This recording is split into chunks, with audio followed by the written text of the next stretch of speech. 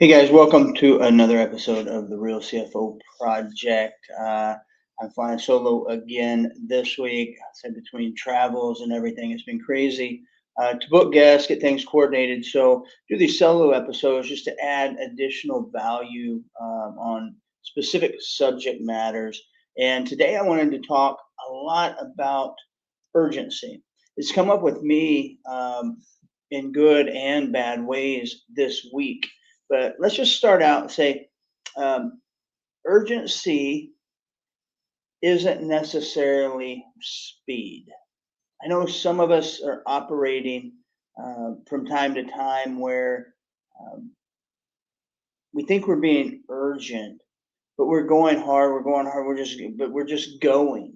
There's no real intention behind it, right? Maybe it's to get a task done, but we're moving so fast with no intention on the steps to get to that end result that we're just blazing through the forest or whatever it might be, trying to get that result.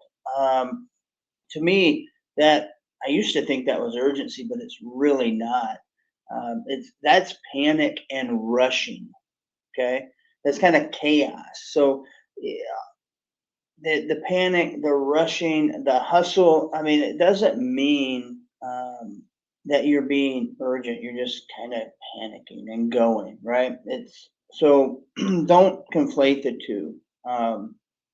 So urgency is a very intentional act. It's hustle, right? But with clarity, hustle with clarity and intention. So why does urgency matter? Well, urgency matters for a few reasons, but when you're in business, urgency kind of creates momentum if it's intentionally directed at something. And momentum compounds. Nothing in life really changes until you move. So maybe it's in your life that urgency to, hey, I need to start today getting my health in order. Maybe I need to start today to get my finances in order. Maybe I need to start today to do something better to get my faith restored or back in order as a important piece of my life. So none of that changes unless you have some urgency and you take some actions. What I see most of the time is small businesses that don't have that sense of urgency, they typically die, and they die because they take too long to think. Right? They procrastinate. They don't have a sense of urgency to get things done because there's always something to replace it. So most small businesses, like I said, die because of procrastination, and it's not a lack of opportunity. There's plenty of opportunities there. They just lack the sense of urgency to take advantage of some of those simply because they did not have their house in order. They hadn't taken urgency on all these other matters that led up to that. So they were backstacked. They couldn't take advantage of opportunities. It happens all the time. It's happened to me. Um, and one of the other things that I find with urgency when I say, okay, we need to get here, I'm being very intentional about what we're doing, how we're doing it, and everything, is urgency creates focus, right? When you are moving towards something and you have a well thought out plan and you know the steps to get there, that focus gets dialed in when things matter more to you because you put some thought to it. Uh, it matters now. It's not like, oh, I'll get to it next week. You have an energy, a passion, a drive that um, comes from that momentum, right? That focus is created. So it's very important to one have a sense of urgency. Make sure it is urgency and not chaos and um, panic that you're doing. It's well thought out, and the it ties urgency, the way I look at it, ties back to all areas of life. What we try to talk about, being the CFO of your family, of your faith, your fitness, and your finance. right? It's a huge part of that, and it all requires you to take a sense of urgency and take action, take steps that are well thought out and intentional. Now, along with any thing, there can be a dark side, right? When urgency that is well thought out, intentional, can become kind of a create this whiplash effect and smack you in the ass, so to speak, and work the other way. So um, let's take it for example in business. If we're rushing, right? If we're always rushing, it leads to bad hires, right? We're trying to fill a position.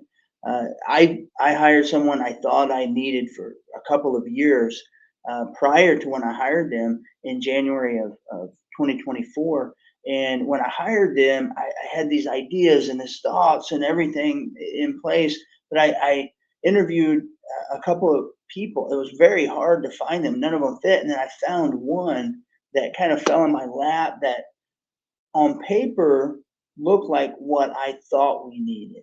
But when I met with them, there were red flags all over the place. But I needed somebody. I wanted that I could make that work, right? So I rushed that decision, and that decision cost me a ton. Not only more, not necessarily financially so much, it damaged the culture in my office. So I had to fix that. But really, emotionally and mentally for me, it turned me into a very negative person for a period of time, right? So it can also create burnout. I've been there before. So if you're urgent all the time and always moving, always moving, always moving, even if it is uh, intentional, it's deliberate, it's well thought out, well planned, it can create burnout. It can create you to lose things that are important to you, like your family, right? If you're so urgent, so obsessed with the business and the moving parts and everything that you have to do and go, it can damage that relationship you have with your family, and that's something that as entrepreneurs you have to be wary of. And believe me, I've gone down that road. Your health, right? Business becomes more important than actually hitting the gym or going for that 30-minute, 45-minute walk in the morning. Doing something that makes your body physically and mentally well. Um, it can really impact your clarity. You're not focused. Everything's like right now thing. You can't do that. So be wary of those negative side effects of being urgent. Um, I'll give you an example. I was on it's kind of a two-sided example, right? I had an opportunity 6 months ago. Someone, very successful business owner, reached out to me. And at the time, he didn't know what he needed. And it was a larger organization, not something that necessarily we run into every day and is in our wheelhouse consistently, but it was a service that I could provide. Um, and he was in a position where he's meeting with a trust attorney, different advisors in the room, and he invited me in the room, kind of be that I don't know, devil's advocate or just listen and hear. Because he had a tax advisor, he had his accountant, all this in that same room, and asked me what we could do to help him and help facilitate it. And I put something together for him. I sent it to him, and he chose to go a different route. And I concurred with him. It was best for him to hire somebody internally. But he went through a lot of processes and hired somebody making multiple six figures as a controller. Guy was a good guy. I thought it was a good fit for him. But this business owner moves so fast that I don't know what happened, but a few weeks ago, they reached out to me and said, "Hey, we don't have our controller anymore. His work ethic just wasn't there." And I'm thinking, okay, maybe it was, but some things can't move as fast as you. But I didn't say that. So he goes, "I wanted to talk to you. I've got this internal person that does my bookkeeping. I've got a company that does kind of a review of that bookkeeping and the accounting, and I'm going to have them start doing the tax return. And I need you to come in and kind of look at the P&Ls and guide us and strategize and stuff like that." Like, okay, I can do that. But I said, first, I need access to systems that are generating the P&L. So I know the P&Ls are correct and the company that's doing them are doing the right thing, because we're not just like, hey, give me this sheet of paper and then we're going to give you tax advice on it, because we don't necessarily know what it is. So I said, why don't we do this? Why don't we? And then he was back and forth and arguing and everything. I said, I need to know the foundation is strong before we can actually do what we say we're going to do.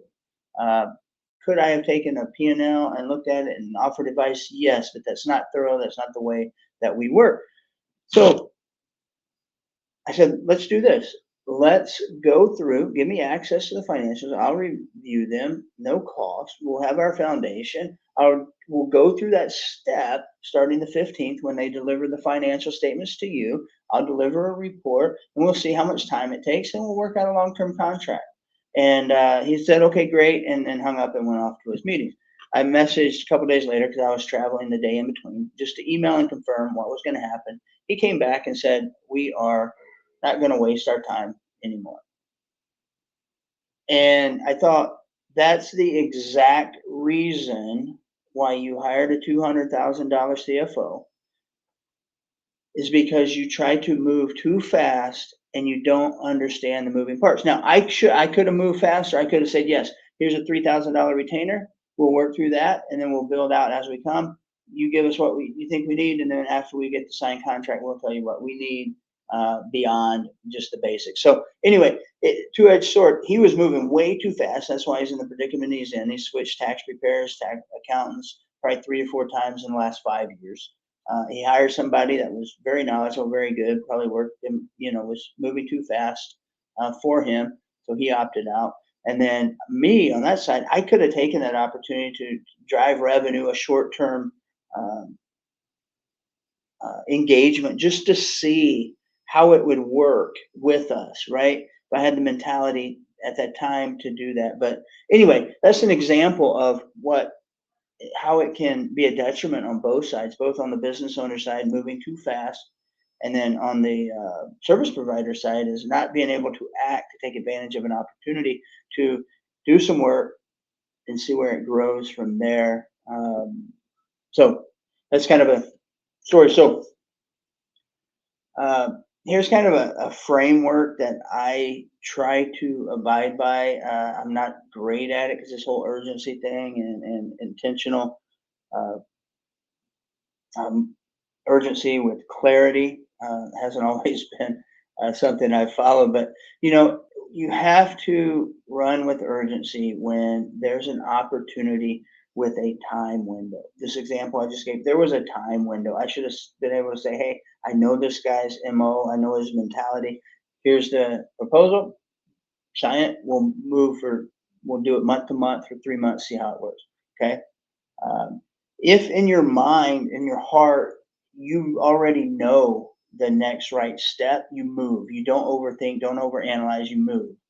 Uh, if for some reason you have cash flow issues and that needs to be addressed, you can't wait till next week, next month for that. That's a sense of urgency. You have to do something now, so you have to move with that urgency.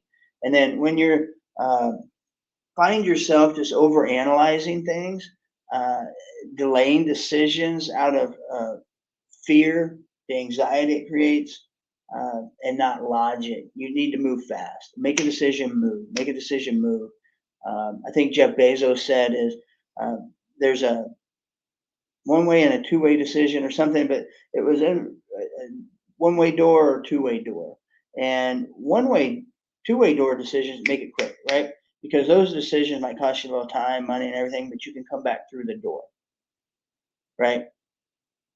Create, you know, adjust, pivot, those sorts of things, and go back through the door and release or move on.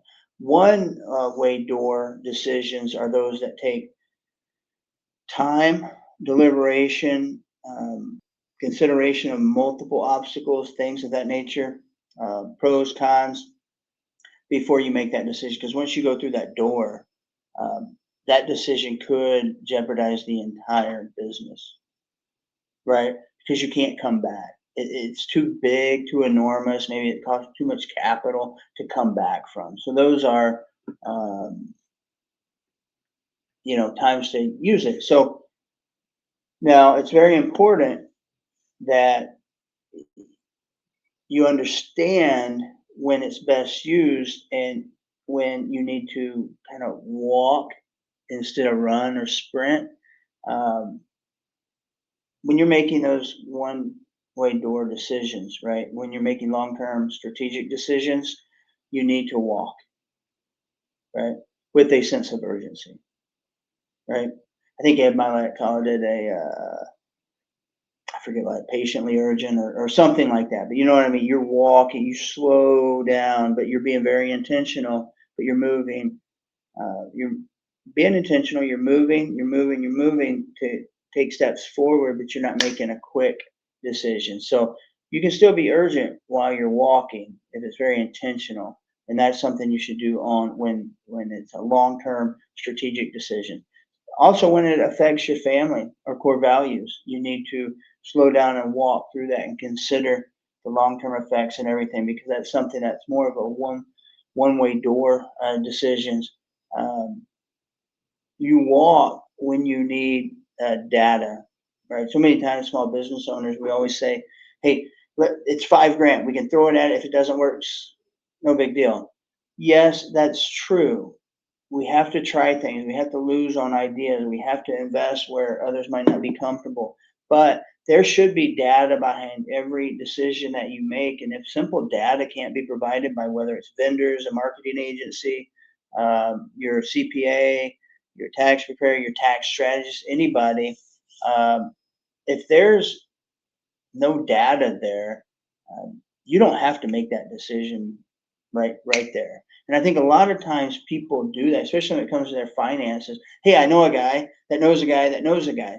Well, most of the folks that got into the securities industry and the investment advisory industry and everything, they came from various backgrounds. They may not have a degree or whatever. It doesn't, some are great, but some just get in to be salespeople and they sell you something that is good, thought to be good, IUL, stuff like that. Uh, when it's not in your best interest. So you have to be careful when making those decisions. Be urgent, be thorough, have intention, but don't just hire the next CPA because he sounds good. Don't just hire the next financial advisor because your guy that drives a financed Lamborghini uses it, but has no money in the bank, right? So that's all I'm saying there. Um, and then when you're building systems, whether it be in your life, your business, you have to move urgently, but walk. Make sure those systems and processes are built out fine. So now, urgency, here's how we'll hit it and kind of wrap this thing up is urgencies through the 4 pillars of faith, family, fitness, finance. Remember, the Real CFO Project is the chief family, faith, fitness, and finance officer of your life. Faith, urgency to stay grounded, slow enough to listen. Family, urgency to show up, slow enough to be present. Fitness, prioritizing health, slow enough to train sustainably. Financially, urgency to fix cash flow, slow enough to build systems to generate wealth, which is a huge, huge deal. So if you struggle with urgency versus chaos and you're confused with the two, take some time to think about it, right? Urgency is intentionally moving forward with data, maybe some emotion, but eliminating most of it when making key decisions, but it's very intentional. Uh, Here's a couple ways to do it. Identify one action that you've been avoiding.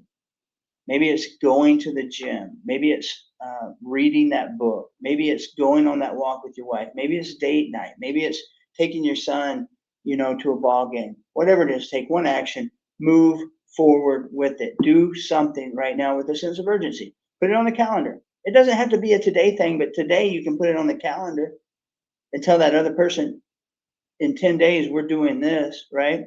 Um, Identify one area where you think you might be moving too fast. Maybe it's, hey, when you get home from work, you're still moving, you're still on your phone. Maybe it's setting that phone down for a couple hours before the kids go to bed, or You can spend time with that family before you kind of jump back on and check emails or do what you got to do. But find something to that you move too fast and that you would like to slow down and start implementing some things to rectify that. Maybe it's 20 minutes, maybe it's 30 minutes for putting the phone in the door, maybe it's an hour, build up.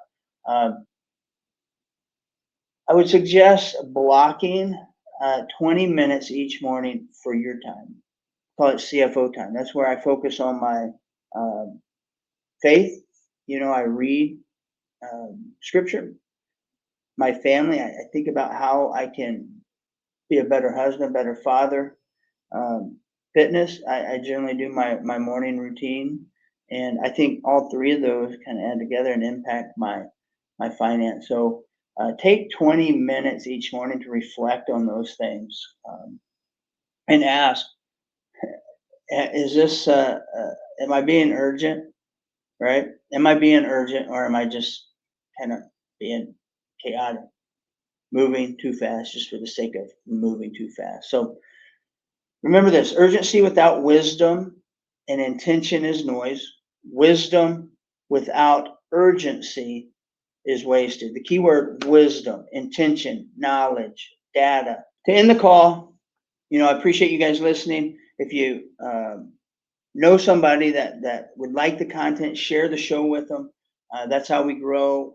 We really want to pour back into the community, give knowledge to entrepreneurs, maybe help them avoid some of the things and mistakes that we did. So remember this as you leave the call today. Appreciate you listening, but urgency without wisdom is noise. Wisdom without urgency is wasted. Remember that. Apply something today. Make your life better intentionally with urgency. Talk to you next time.